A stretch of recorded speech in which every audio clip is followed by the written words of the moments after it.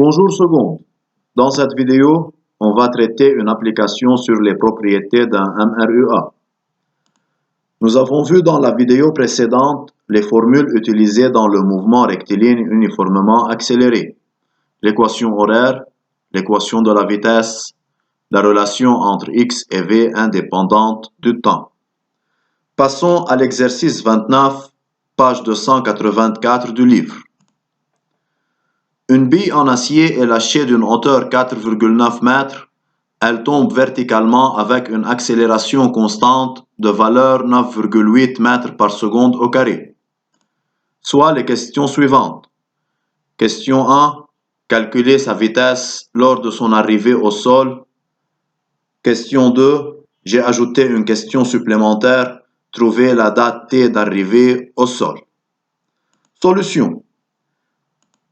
Trouvons tout d'abord le type de mouvement pour savoir quelle formule je dois utiliser.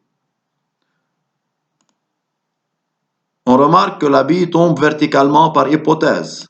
Alors elle traverse une trajectoire rectiligne, alors son mouvement est rectiligne. On a par hypothèse que l'accélération est constante. Alors la variation de la vitesse est constante.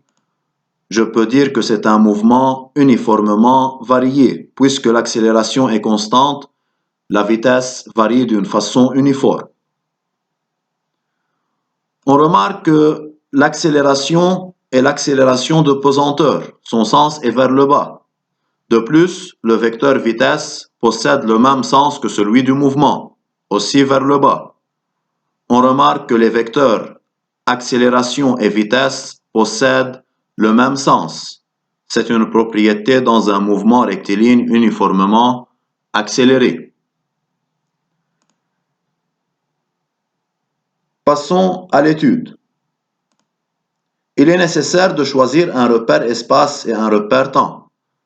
Soit le repère espace OI, tel que O est l'origine, qui est le point de départ, et I un vecteur unitaire vers le bas. Le repère temps, T0 est égal à 0 au point O, qui est l'instant de départ lorsqu'on a lâché la bille. Autrement dit, l'origine des dates est l'instant lorsque la bille est lâchée. Utilisons la relation entre V et X indépendante du temps.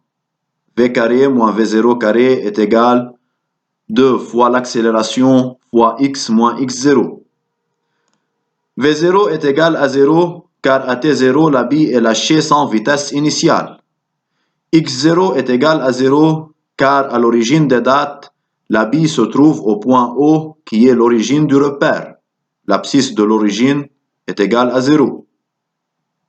Il me reste V au carré est égal 2gx, tel que x est l'abscisse lorsque la bille arrive au sol, ou bien lorsqu'elle arrive au point B. Quelle est l'abscisse du point B? De O vers B, je suis en train de déplacer dans le même sens que I. Alors l'abscisse de B est positive de valeur 4,9 mètres. Remplaçons chaque terme par sa valeur. J'obtiens suite à un calcul que la vitesse au point B est égale à 9,8 mètres par seconde. Partie 2. Trouvons la date d'arrivée au sol T de B. Nous sommes capables de trouver la date en utilisant plusieurs formules.